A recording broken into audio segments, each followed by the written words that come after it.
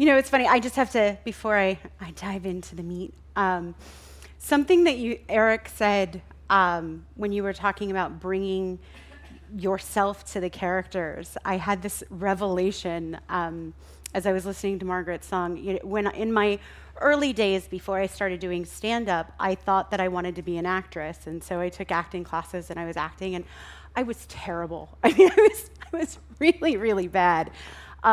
And I recognized that, and what I thought at the time, or when I started to find my voice and I started to, realize I was terrible, was that I was terrible at taking other people's words and making them my own. That it was a lot easier for me to do stand-up because I had written it and I was performing it. I had a very hard time performing something somebody else had written. And I realized it's because when I was all those years acting, I didn't recognize that maybe the character needed me, that it wasn't about me having to seek out that character, that I was trying to be something I wasn't, rather than trying to find who I was in that character and bring my meanness to what it was. I'm not going back to acting. I still think that I probably would not be great at it, and stand-up is more along the lines of what I should do, but it was like recognizing all those ways that insecurity just sort of held me back from diving into the enthusiasm and embracing what was in front of me or the opportunities that presented themselves. So thank you for that awareness, and thank you for the song that allowed it to come through. All right, so I want to get into the lyrics because they're so eloquent and so spoke to my heart. But in true me fashion, I feel the need to begin with transparency because I'm nothing if not honest. So Dr. James, originally, the theme of this month was supposed to be commitment. And that's what I had been operating under, the assumption that the theme was going to be. But when James told me what the theme was, I went, commitment? Like, everybody, Eric and Liza got empowerment, and I get commitment. And James was like, well, you may want to practice not saying it with that face on when you're in front of my congregation. And I realized, because for me, I have so much to do all the time, that I was confusing commitment with obligation. How many of us here have a to-do list that's a mile long and that are constantly overcommitted and are constantly doing things that may not necessarily be feeding our soul? And I know, and we're going to talk about, and James talked about the fact that enthusiasm is what I bring to the energy that I bring to every task that I do. And I do believe that you can clean toilets enthusiastically, or get up when your alarm goes off in the morning without hitting snooze 20 times and feeling like, I just want to stay asleep a little longer, that you can bounce out of bed buoyantly. But I not only live by my to-do list, but I am also on a forever seeking quest to find the perfect organizational tool that will keep all of my to-dos together. I use an app, I color code my to-dos, and I have them organized by who I'm obligated to with those to-dos, and I work, and I'm a minister, and I'm a mom, and I'm a wife, and I can and so when you say commitment to me, I go, not one more, can't do one more, please don't, right? Because I was coming at it from obligation. So I've spent 2 weeks on vacation, as I was talking about. As a matter of fact, I was going to wear heels today because it felt like I'm very short. And I was like, I'm still on vacation. Like, we're going with the flats today. We're going sandals. I'm really embracing this vacation thing. I may not go back to work. I will go back to work, in case anybody at work is watching. I will be there Tuesday, I promise. But we went on this vacation. So I was operating under the assumption that the theme was commitment, and I was practicing not having a snarl on my face when I said commitment. And apparently, Dr. James, assume it's because he adores me and wanted me to have a theme that I could embrace, or that he, decided on his own to change it. But for whatever reason, or he thought, I don't think Tiffani can say commitment without furling her face. But Dr. James changed the theme to enthusiasm, and probably was so excited and enthusiastic about changing the theme, he forgot to tell me. So I was talking to Margaret just a couple of days ago about what I wanted to talk about and what was coming through. And she was like, that's great, but commitment's not the theme. And I was like, what? And I was even, because I'm rebellious, the title of my talk was going to be The Uncommitment. And it was going to be all the ways that commitment sucks. And I was really excited about it. Like, leave me alone on the stage with a topic I don't like. Let's do this. And then we started talking about, she was like, the theme is actually enthusiasm. And I was like, ooh, I like that one. But I realized that, I lived this life of obligation so much that the first week of my vacation, I actually noticed the moment that my jaw stopped clenching. I could feel the moment that my body relaxed. And I would like to tell you that it was day one of the vacation, and it wasn't. I am so caught up in the moment so often that I started to recognize all those moments where I'm just caught up in what's next, and I'm running from this place, and half the time I'm rushing my children through their lives because you gotta get your stuff and we gotta go. And yes, that flower is amazing, Lexi. Get your stuff and let's go. Because there's just so much to do. In the song, Margaret says, I'm going to find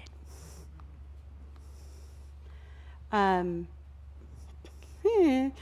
She talks about you're never going to get it all done anyway. Oh, there it is. It's highlighted right in front of me. There's nothing to fix, and you'll never get it all done. So take a breather.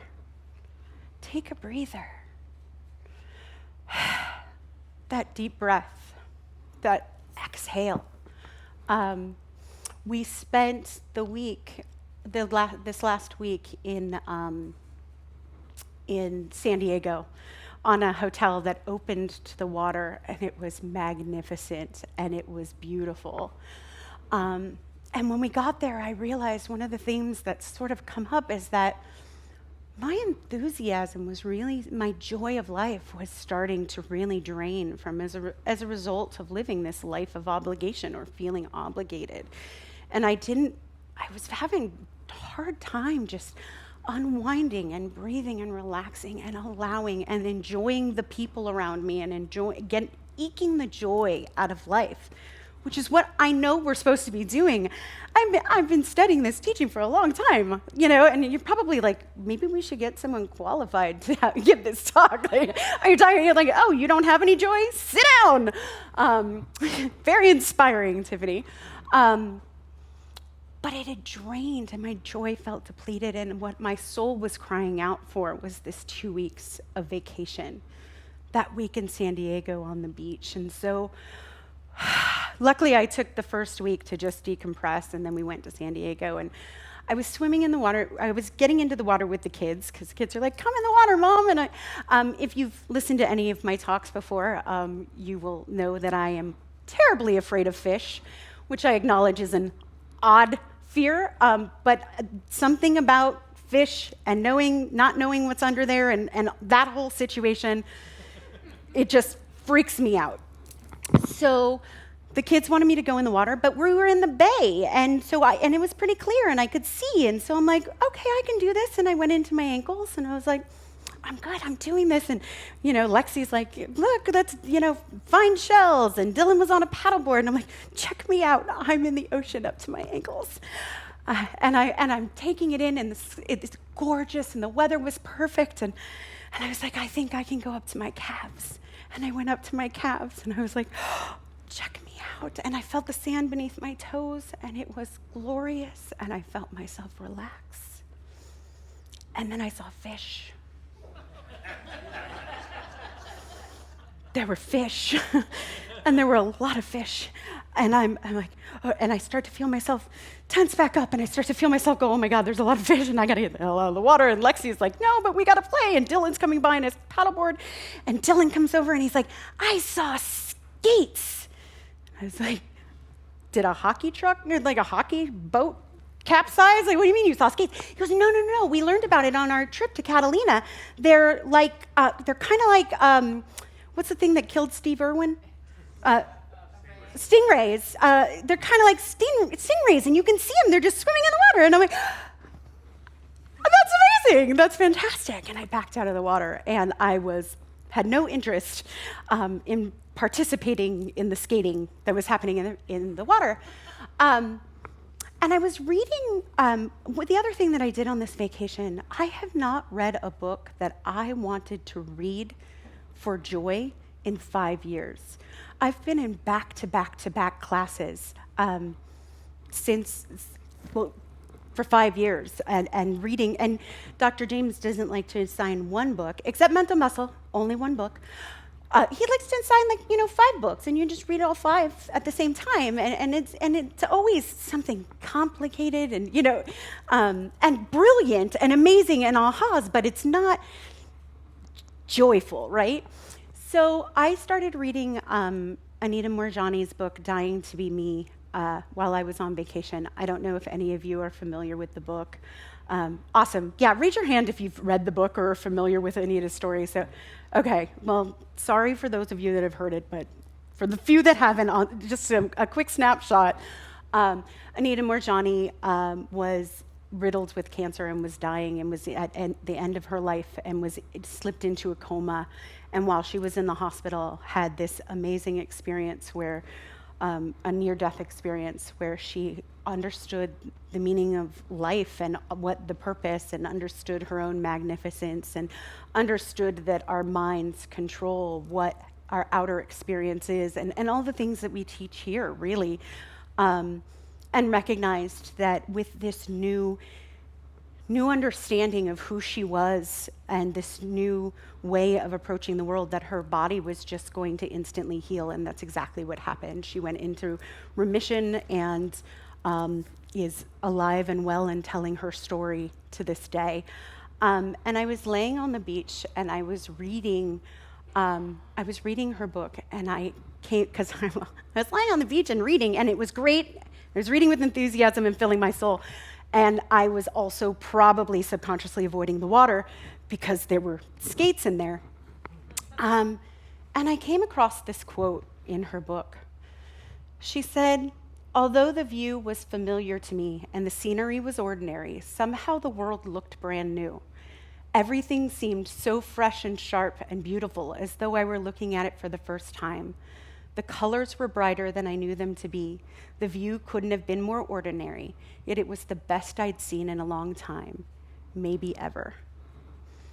And I'm reading her story, and I recognized how much living fear holds me back from. How often I am standing at the shore because I'm afraid to get in the water. And in that moment, it's funny, my first instinct is I'm going to hang out on the shore. My second thought is, oh, you can treat for that. Reverend Doctor, you can do a treatment if you're having fear. Note to self, glad this is being recorded. So I'm there on the beach, and I did a treatment, and I treated for exactly that, to recognize my own magnificence, to be able to embrace life, to know that I can embrace life with all of this enthusiasm, and that fear was no longer anything that could hold me back. And I knew this truth, and I did not move from that cabana until I felt it in my soul. And so the title of my talk is, Come On In, the Water's Fine. So I did my treatment, and like any good practitioner or reverend, I looked around to see if my treatment had worked. And I went into the water to test it, to see if my treatment had worked. And because I thought that when I got back into the water, I was going to get into the water and no longer be afraid of fish. And I thought that if my treatment had worked, of course treatment works. That's what we teach. 5 years of classes, lots of books. Treatment works. That suddenly and instantly, fear was going to leave me, and I was going to look at life the way that Anita Moorjani looks at life today as a result of that experience. And why should we have to have a near-death experience to be able to bring us to that energy? Why can I not live in that energy right here, right now? And so I stepped into the water, and I started looking for the fish to see if I'd be afraid of the fish. But there were no fish. And then I was like, where'd the fish go? Why aren't there any fish? And I spent quite some time looking for the fish. Where are the fish? Why aren't the fish here? There were no fish. And then I will tell you, I spent the next 3 days, I did not see a single fish in the water. I cannot explain it other than to say, treatment works, this teaching works. But the most profound thing that happened was I kept looking for the fish, and there were no fish. And then this thought came to me, how often do we spend our lives looking for the fish? How often do I spend my life waiting for what could possibly come to harm me, and looking for those elements and not living my life to the fullest because I'm looking for the fish? And so at some point, I stopped looking for the fish. And when I stopped looking for the fish, I get emotional thinking about it. I embraced playing with my daughter in the water, and we started to see these most magnificent shells, because just beyond the fish were these amazing shells that I was able to reach into the water and pick up with my hands, because I am so powerful, I can make fish. Jesus made fish appear, I make fish disappear.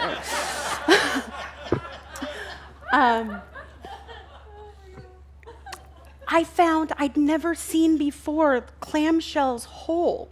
They were whole and intact and still together.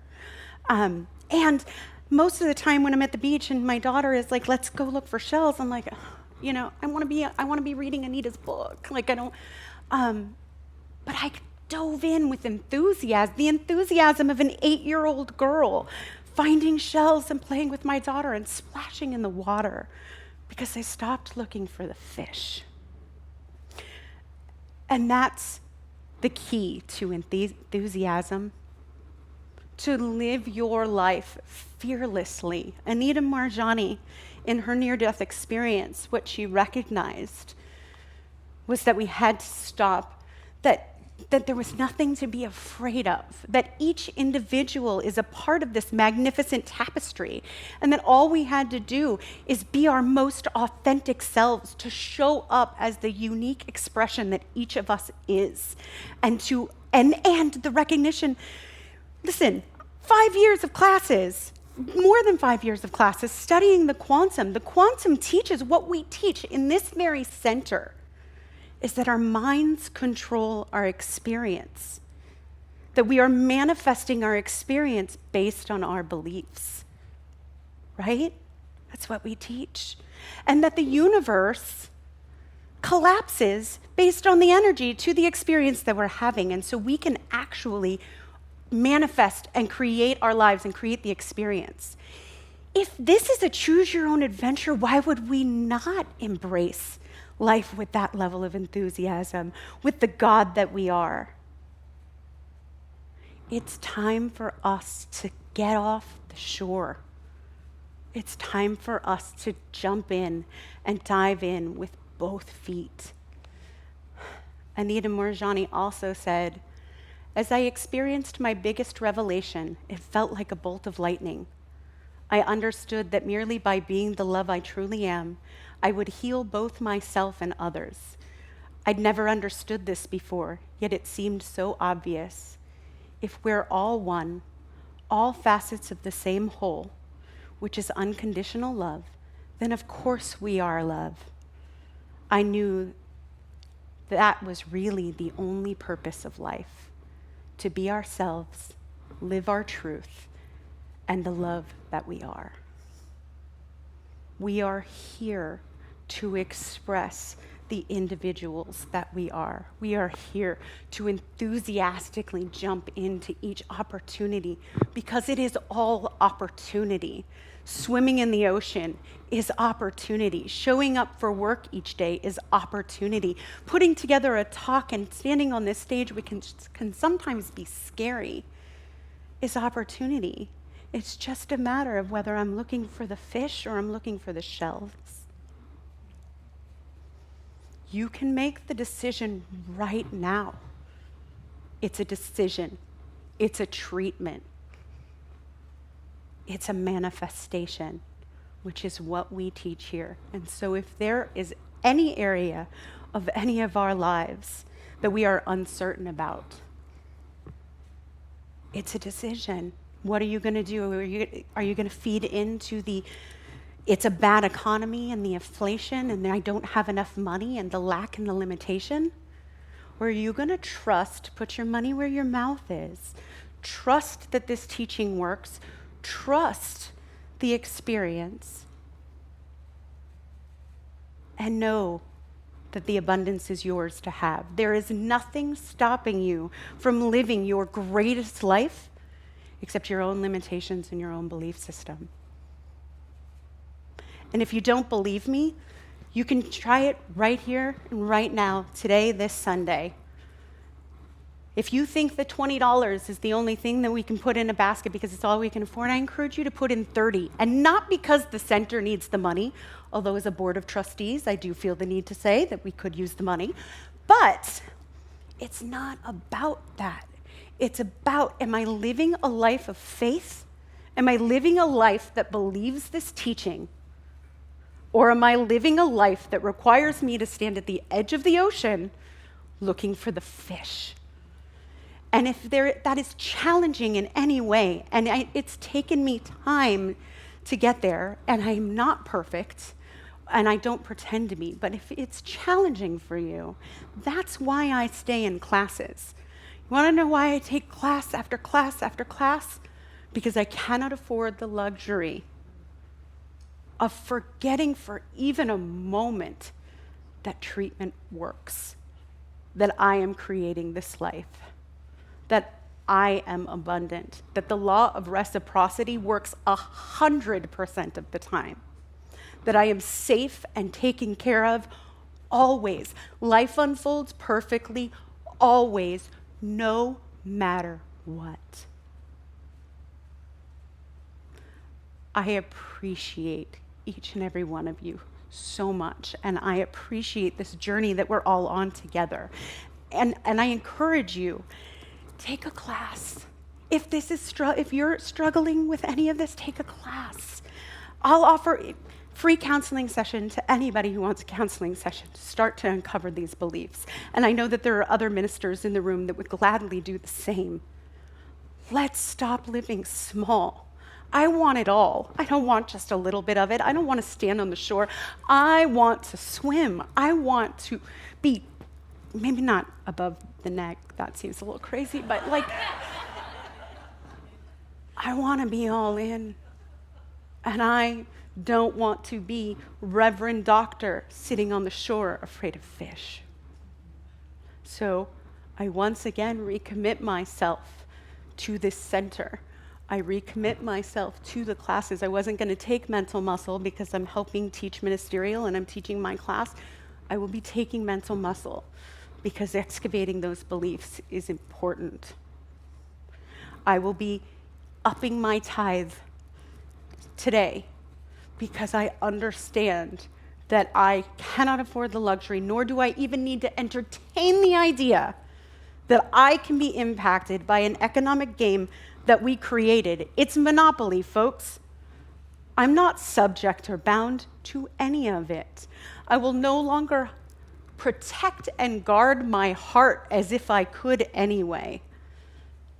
I will love with complete abandon. And if this resonates with you, if you are committed to live a life fearlessly, then I encourage you to join me and come on in, because the water's fine. Namaste. Yeah. Thank you.